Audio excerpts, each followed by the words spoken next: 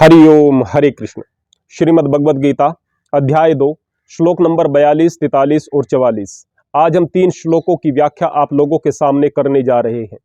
वास्तव में ये जो आने वाले 5 श्लोक हैं, जिनमें से 3 श्लोक आज हमने लिए हैं, इन 5 श्लोकों ने मेरी सोचने की दिशा को बदल दिया था और जीवन में आमूल चूल परिवर्तन कर दिया था। यह मेरे लिए अत्यंत महत्वपूर्ण श्लोक है। वैसे तो भगवान द्वारा कही गई एक एक बात जीवन में दिशा देने वाली है, बहुत महत्वपूर्ण है, लेकिन इन 5 श्लोकों में कुछ ऐसी चीजें हैं जो कुछ लोगों को बुरी लग सकती हैं। किन लोगों को? जिन लोगों की आस्था के सामने यह टकराएंगी, जिन लोगों को अपने वाद से बहुत ज्यादा प्रेम होगा, अपने मतपंथ से विशेष प्रेम होगा और उसके अलावा कोई दूसरी बात उन्हें स्वीकार नहीं होगी। अतः मैं सबसे पहले करबद्ध निवेदन करता हूं आर्य समाजी बंधुओं से, कृपया वह इस वीडियो को बिल्कुल न देखें, क्योंकि हम आपका बहुत सम्मान करते हैं, बहुत ही सम्मान करते हैं, और हम बिल्कुल नहीं चाहते कि आपका दिल दुखे। इसलिए हम पहले ही निवेदन कर रहे हैं कि कृपया आप आने वाले 5 श्लोकों के अर्थ को, उनकी व्याख्या को हमसे न सुने। आप अन्यत्र कहीं पढ़ करके अपने अनुसार उसकी व्याख्या कर सकते हैं। आइए अब हम शुरू करते हैं श्लोक नंबर 42 से। यामिमाम पुष्पिताम वाचम प्रवदन्त्य विपश्यतः वेदवादरता पार्थ नान्यद स्त्वेति वादिनः। श्लोक नंबर 43।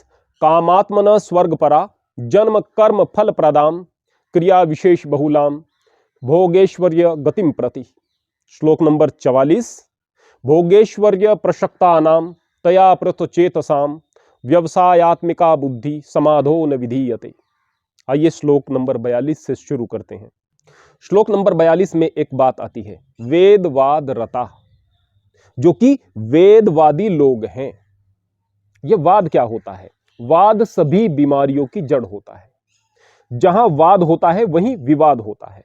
अर्थात हम किसी चीज को मान करके उस चीज से इतना जुड़ जाते हैं कि उसके खिलाफ दूसरी चीजों को स्वीकार नहीं कर पाते, हम उसके वादी हो जाते हैं। फिर वादी होंगे तो प्रतिवादी लोग होंगे और प्रतिवादी लोगों से नफरत होगी। यहां से कट्टरवाद होता है। कट्टरवाद भी वाद ही है। कोई व्यक्ति कुरान को सर्वश्रेष्ठ मान करके दूसरे लोगों को जाहिल और काफिर साबित कर देगा। कोई व्यक्ति बाइबिल को श्रेष्ठ मान करके दूसरे लोगों को गलत साबित कर देगा। कोई व्यक्ति वेद को श्रेष्ठ मान करके दूसरी किताबों का भी खंडन करेगा, यहां तक कि सनातन का भी अपमान करेगा। बोले कि नहीं, सनातन का अपमान हम नहीं करते हैं। मैं अभी एक कार्यक्रम में गया था। जिस जगह गया वह हमसे ज्यादा दूर नहीं है, लगभग 82-83 किलोमीटर दूर है। उस स्थान का, उस गांव का नाम है एलम। वहां पर एक कार्यक्रम के लिए मुझसे जुड़े हुए मेरे शिष्य लोगों ने मुझे बुलाया था। मैंने वहां पर जाकर के वहां बैठे हुए सभी लोगों से, क्योंकि मुझे ग्रामीण दिख रहे थे, बड़े प्रेम के साथ में राम राम किया। मुझे नहीं पता था कि वहां पर सारे के सारे आर्य समाजी लोग हैं, वरना नमस्ते कर लेता, कोई फर्क नहीं पड़ता मुझे। अब मैं जाकर के एक स्थान पर बैठ गया। वहां पर एक बूढ़ा व्यक्ति उठ करके मेरे पास में आता है। वह अपने आप को प्रभावशाली दिखाने के लिए कई प्रकार का एक एटीट्यूड अपनाए हुए था। उसने मुझसे कहा, मैंने देख लिया है कि तुम्हें कुछ नहीं आता है। इस तरह के पीले वस्त्र पहने हुए मैंने बहुत सारे लोगों को देखा है। हमारा अभिवादन नमस्ते होता है। ये राम क्या है? कौन थे राम? क्या थे राम? अब इस तरह के शब्दों का उसने प्रयोग किया। यानी राम राम से वह इतना आहत हो गया कि उससे अपनी भावनाओं को समेटा नहीं गया। उससे यह नहीं देखा गया कि यह जो भी व्यक्ति है, भले ही एक ज्ञानी है या नहीं है, यह हमारे यहां पर आकर के बैठा है, उसी परिवार से वह व्यक्ति था, यह हमारे यहां पर आकर के बैठा है, तो इसका सम्मान भी करना है या नहीं करना है।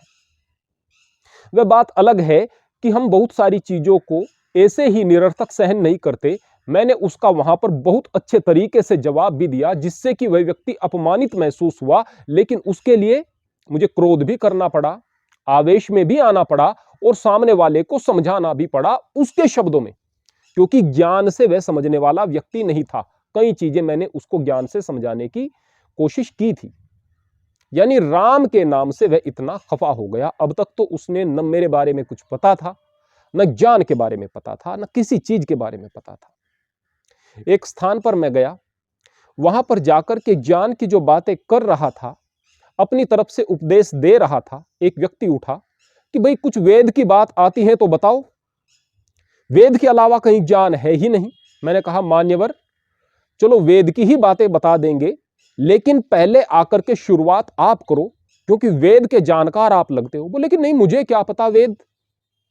मैं कहा विद्वान हूं, जब आप विद्वान नहीं तो आपको कैसे पता कि वेद में सारी की सारी बातें अच्छी हैं, कि विद्वानों से सुना है, चलो विद्वानों को बुलवाया जाए। बोले ऐसे कहां अचानक बुलाएंगे, गांव में कोई तो होगा। एक विद्वान ढूंढ करके वह लेकर के आए, जिसके पास में वेद था ही नहीं। मैंने कहा भी वेद से उपदेश करो। बोले यहां मेरे पास किताब नहीं। मैंने एक ग्रंथ जिसमें वेद की संहिता थी उसको उठा करके उसके सामने कर दिया। मैंने कहा कि इसमें से आप उपदेश करो। बोले इसमें अर्थ गलत लिखा है। अरे भाई, अर्थ की बात क्यों कर रहे हो, आप तो विद्वान हो। आप श्रीमद् भगवत गीता से केवल श्लोक मुझसे पूछो, मैं उसके बारे में आपको ज्ञान देता हूं। मुझे उसके अर्थ से मतलब नहीं, अर्थ मैं बताऊंगा। आप यहां पर संहिता को पढ़ो, श्लोक को पढ़ो, मंत्र को पढ़ो। मंत्र को पढ़ने के बाद आप उसके अर्थ को बताओ। सामने वाला निरुत्तर था, यानी वेद पढ़े नहीं, लेकिन वेद फिर भी सबसे बेहतर है। कुरान पढ़ी नहीं, कुरान सबसे बेहतर है। बाइबिल पढ़ी नहीं, बाइबिल सबसे बेहतर है। और बाइबिल पढ़ भी ली, अब तक तो आपने दर्शन शास्त्रों को नहीं पढ़ा है, अब तक तो आपने श्रीमद् भगवत गीता को नहीं पढ़ा है, अब तक तो आपने उपनिषद को नहीं पढ़ा है, अब तक तो आपने गुरु ग्रंथ साहिब को नहीं पढ़ा है। तो सबसे बेहतर कैसे कह दिया? यह होता है वाद, यानी जिस चीज को हम जानते भी नहीं उससे जुड़कर वही श्रेष्ठ है, इस तरह की बात करने वाले लोग वादी होते हैं। यहां पर कहा वेद वाद रता पार्थ। ये वेदवादी लोग किस प्रकार के होंगे? जो स्वर्ग को ही महत्वपूर्ण मानेंगे। अब स्वर्ग को ही महत्वपूर्ण क्या बताया गया है वेदों में? जी हां, बहुत बताया गया है, और बहुत सारे कर्मकांड भी है। क्या वहां ज्ञान नहीं है?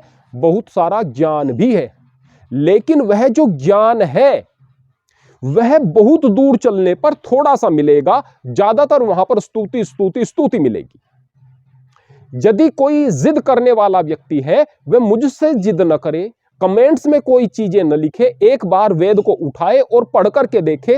हे इंद्र मैं तुम्हारी ऐसे उपासना करता हूं, हे अग्नि मैं तुम्हारी ऐसे उपासना करता हूं, हे सोमरस मैं तुम्हारी ऐसे उपासना करता हूं। सामवेद में सोमरस सोमरस सोमरस, लगातार सोमरस आपको दिखाई देगा। क्या सोमरस कुछ बुरी चीज है? सोमरस शराब को भी कहते हैं, लेकिन यह दुनियावी भाषा है। यदि हम वैदिक भाषा के बारे में बात करें तो वहां शराब नहीं है इसका अभिप्राय। वहां पर इसका मतलब एक ऐसे पेय से है जो कि बल को बढ़ाने वाला है, तेज को बढ़ाने वाला है, ओजस्विता को बढ़ाने वाला है। बहुत अच्छा पेय है, सात्विक पेय है, यह मान लिया जाए। लेकिन ये जो सारी की सारी चीजें हैं, यह शारीरिक सुख के लिए हैं। ध्यान रखना, यह शारीरिक सुख के लिए है, यह आत्मिक उन्नति बहुत ऊंचे स्थान के लिए नहीं है। और स्वर्ग में क्या है? स्वर्ग में बहुत सारी रमणियां, अप्सराएं, और वो सुख जिसको कि आप संसार में प्राप्त नहीं कर सकते, वो सुख वहां पर मौजूद है। अगर उन सुखों की वजह से आप लोग भक्ति कर रहे हैं तो आपकी भक्ति का कोई मूल्य नहीं है। ठीक ऐसे जैसे कि एक किसान अपने बैलों को लेकर के खेत से अपने घर पर उन्हें लेकर के आ रहा है, वह जो बैल है किसी की फसल पर मुंह नहीं मार रहे। अभी लोग कहें कि देखो भाई कितने अच्छे बैल हैं, किसी की फसल पर मुंह नहीं मार रहे। सामने वाला कहेगा कि देखो इनके मुंह पर छींका बंधा हुआ है। छींका बांध दिया करते थे किसान, जिससे कि मुंह न चला सके, इधर उधर कहीं पर मुंह न मारे। और पीछे डंडा लिए हुए किसान है। अगर इनके मुंह से छींका खोल दिया जाए और किसान पीछे से हट जाए, उसके बाद भी किसी की फसल पर मुंह न मारे, फिर कहेंगे कि ये अच्छे बैल हैं। ठीक इसी प्रकार यदि आप अच्छा काम कर रहे हैं, लेकिन इसलिए कर रहे हैं कि आप स्वर्ग में जाएंगे और स्वर्ग में बहुत सारे सुख आपको मिलेंगे, तो फिर आप वासना से, भोग ऐश्वर्य की इच्छा से भरे हुए एक व्यक्ति हो, अच्छे व्यक्ति हो ही नहीं। अच्छा व्यक्ति होना बहुत ऊंची अवस्था है, और वह जो बहुत ऊंची अवस्था है उसको निश्चित रूप से जो व्यक्ति प्राप्त कर लेता है वह स्वर्ग से भी ऊंची अवस्था को प्राप्त करता है। वह एक उस परमात्मा से, परम शक्ति से जुड़ता है और मुक्ति को प्राप्त करता है। वह आवागमन के चक्कर में नहीं पड़ता, जन्म जन्मांतर के चक्कर में नहीं पड़ता है। इसके आगे के 43वें श्लोक में भगवान कृष्ण क्या कहते हैं? कामात्मन स्वर्ग परा जन्म कर्म फल प्रधाम। वो व्यक्ति जो कामात्मन है, यानी कि इंद्रियों के सुख को चाहने वाले हैं, और स्वर्ग से बढ़कर कोई चीज सोच नहीं सकते। कर्म फल के विषय में वह सोचते रहते हैं, इस कर्म का मुझे ये फल मिलेगा, मैं पुण्य कमा लूं, इस पुण्य का मुझे ये फल मिलेगा। पुण्य और उसके फल इन चीजों से जुड़े हुए हैं बस। आगे कहते हैं क्रिया विशेष बहुलाम भोगेश्वर्य गतिम प्रति, वो भोगेश्वर्य की प्रति ही जाते हैं और उन्हीं क्रियाओं से जुड़े रहते हैं जो कि उन्हें स्वर्ग लेकर के चली जाएं, जो कि उन्हें भोग ऐश्वर्य दिला दें। यानी कि उनका दिमाग केवल भोग ऐश्वर्य से जुड़ा रहता है, इसके अलावा नहीं।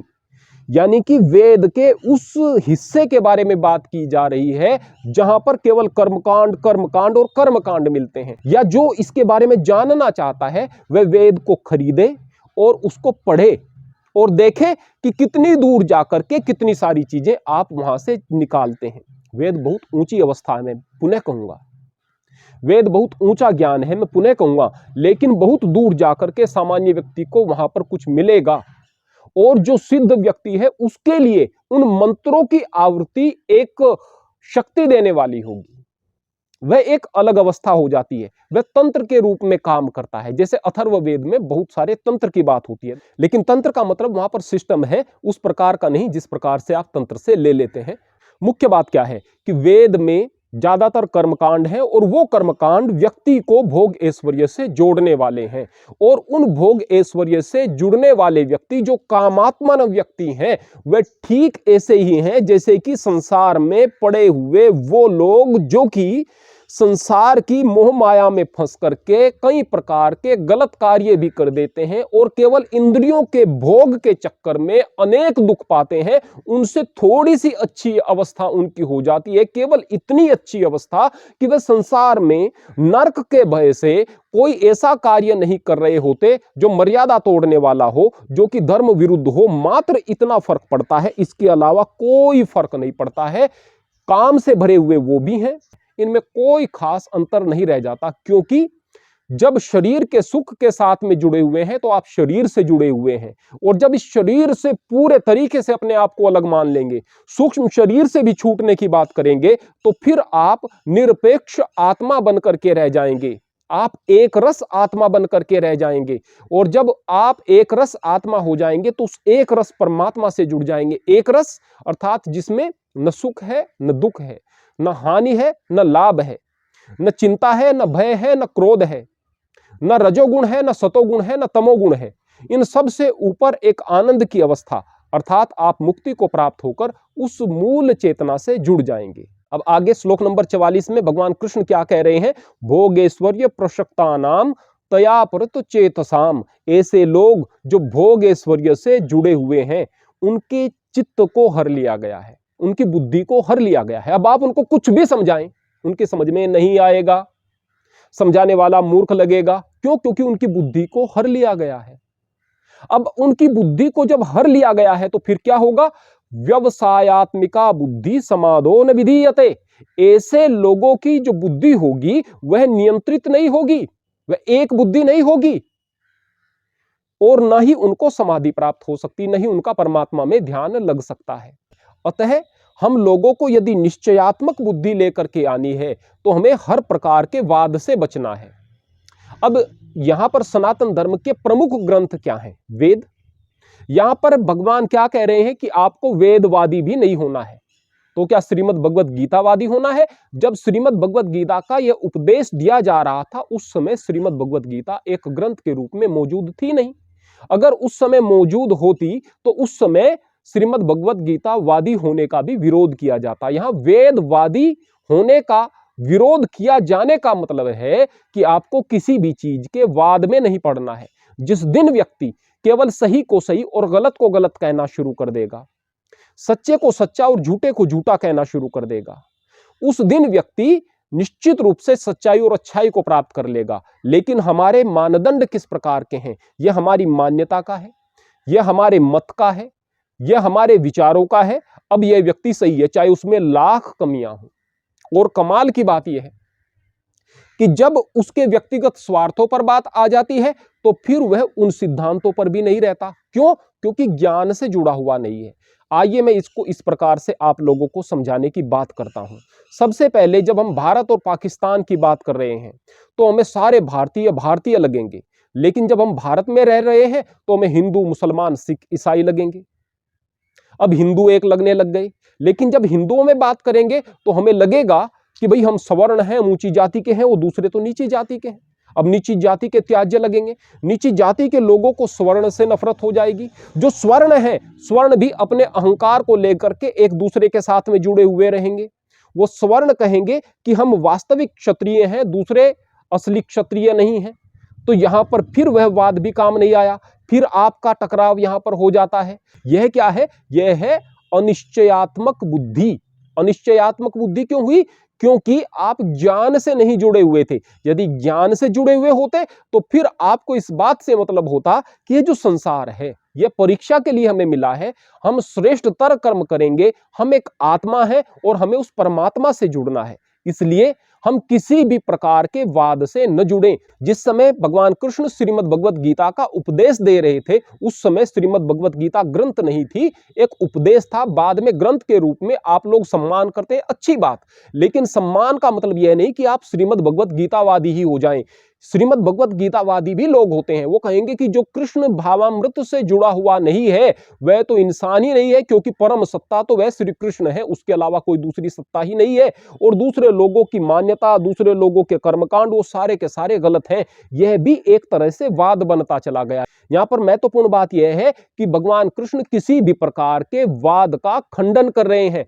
हमें किसी भी प्रकार के वाद से नहीं जुड़ना है भाई। उपदेश है श्रीमद् भगवत गीता, इस उपदेश को आत्मसात करना है। जब आप आत्मसात करेंगे तब यह पूजनीय हुआ।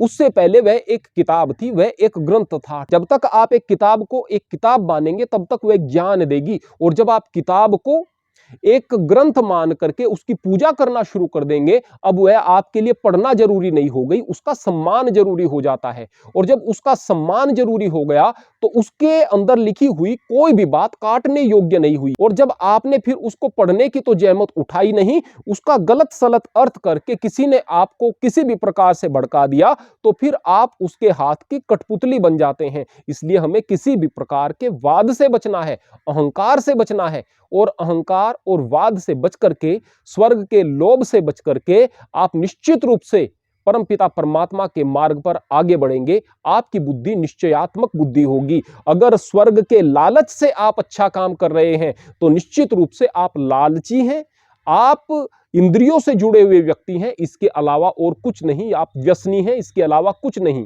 अगर आप नरक के भय से अच्छे काम कर रहे हैं तो आप डरपोक हैं, आप कायर हैं, इसके अलावा कुछ नहीं। लेकिन यदि अच्छाई आपका स्वभाव है, प्रेम आपका स्वभाव है, तो निश्चित रूप से आप श्रेष्ठ व्यक्ति हैं। आशा है आप बहुत सारी चीजों को समझ रहे होंगे। आगे आने वाले 2 श्लोकों में आपके हर एक संशय दूर हो जाने वाले हैं। आप सही प्रकार से धर्म के मार्ग पर आगे बढ़ते रहें। हरि ओम, हरि कृष्ण।